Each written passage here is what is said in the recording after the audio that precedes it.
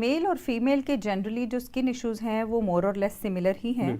Apart from that कि mail की skin थोड़ी सी थिकर होती है एज कम्पेयर टू फीमेल, तो वो रेजिलियंट थोड़ी ज़्यादा है, उसमें प्रॉब्लम्स रिलेटिवली कम आते हैं as compared to females. Plus females are in the habit of experimenting, बहुत सारी प्रोडक्ट्स लगाती हैं, टोटके करती हैं, तो उनकी स्किन एट रिस्क ज़्यादा होती है। Males tend not to apply anything. और ड्राई वेदर के हिसाब से अगर आप पूछें तो इसमें सबसे कॉमन मसला तो स्किन की ड्राइनेस और पीलिंग है। लेकिन कुछ स्किन की बीमारियां हैं जो आने वाले मौसम में बहुत ज़्यादा बढ़ जाएंगी और हर दफ़ा बढ़ जाती हैं। टॉप ऑफ द लिस्ट होती है एक्जिमा, यानी आम जुबान में जिसको हम चंबल बोलते हैं। तो eczema is a condition that is going to get worst in coming weather. और इसके अलावा सोराइसिस, इक्थायोसिस और इस तरह की मतलब मेडिकल टर्मिनोलॉजी हो जाएगी। बहुत सारी ऐसी बीमारियां हैं जो ड्राई वेदर में बढ़ जाती हैं। तो उसमें फिर हम पब्लिक को चेंजिंग वेदर में काउंसलिंग शुरू कर देते हैं कि now it's the right time कि आप यू स्टार्ट अप्लाइंग मॉइस्चराइजर्स।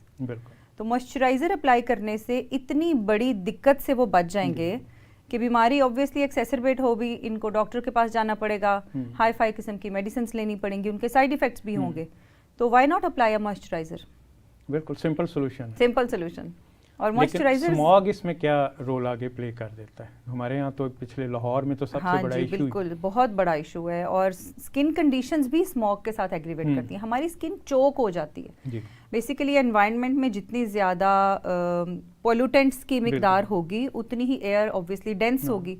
उस डेंस एयर में हमारी कार्बन अब्सॉर्ब होती जाती है ना, एग्जैक्टली तो स्किन का ब्रीद करना इज़ वेरी डिफिकल्ट बिकॉज हमारी स्किन में भी मसाम हैं, पोर्स हैं, तो it also kind of breathes, तो वो बड़ा डिफिकल्ट हो जाता है। और ख़ास तौर पे बच्चों में जो एक्जिमा है जिसे हम एटोपिक डर्माटाइटिस कहते हैं, तो वो बहुत ज़्यादा वर्स हो जाता है स्मॉग के सीजन्स में। और समटाइम्स हमें बच्चों को रेस्ट डेज देना पड़ता है कि स्कूल से ऑफ करवा लें, 1-2 दिन घर में रख लें ताकि इनका एक्सपोजर ना हो। लिटरली उनकी स्किन पील ऑफ हो रही होती है, इसे हम कहते हैं क्राइंग एक्जिमा, वीपिंग एक्जिमा। उनकी स्किन रो रही होती है विद फ्लूइड सीपिंग आउट। बिल्कुल, तो लड़कियों में मैंने खास तौर पे देखा है ये। हाँ जी, लड़कियों की स्किन थोड़ी बारीक होती है, इट्स मोर सेंसिटिव और ये ज़्यादा वल्नरेबल है टू डैमेज।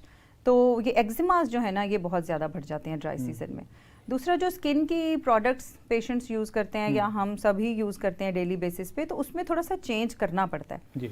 हमारी स्किन में अल्लाह ताला ने ये बहुत अच्छी बात रखी है कि वो चेंजिंग वेदर के साथ थोड़ा सा अडेप्ट करती है जी। तो उस अडेप्टेशन में क्या होता है कि चेंजिंग वेदर में हमारे जो ग्लैंड्स हैं स्किन के अंदर, जो गुदूदें हैं जो स्वेट बनाती हैं और जो सीबम बनाती हैं, वो अपनी फंक्शनिंग चेंज कर लेती हैं। गर्मियों में स्वेट की ओवर प्रोडक्शन होती है, सीबम की भी ओवर प्रोडक्शन होती है, सर्दियों में ये काफ़ी कम हो जाती है और उसी वजह से स्किन के ऊपर जो ड्राइनेस है वो ज़्यादा बढ़ जाती है।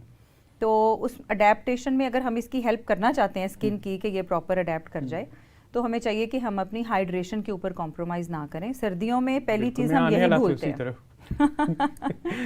कि पानी पीना सर्दियों में तो भूल जाते हैं हम सब। वही ना, बट खाने के टाइम पे बस पीते हैं। मोस्टली मैं पेशेंट से पूछती हूँ कि कितने ग्लास चल रहा है, तो कहते हैं डॉक्टर साहब खाने के टाइम पे थोड़ा सा पी लेते हैं। हालांकि 8 ग्लास तो मेरा ख्याल कम से कम 8 to 10 इज द मिनिमम है। 8 से 10 ग्लास पीने चाहिए, चाहे सर्दी हो या गर्मी हो, क्योंकि हमारे इनसेंसिबल लॉसेस स्किन के थ्रू हो रहे हैं, स्किन के थ्रू वाटर लॉस हमारा हो रहा है।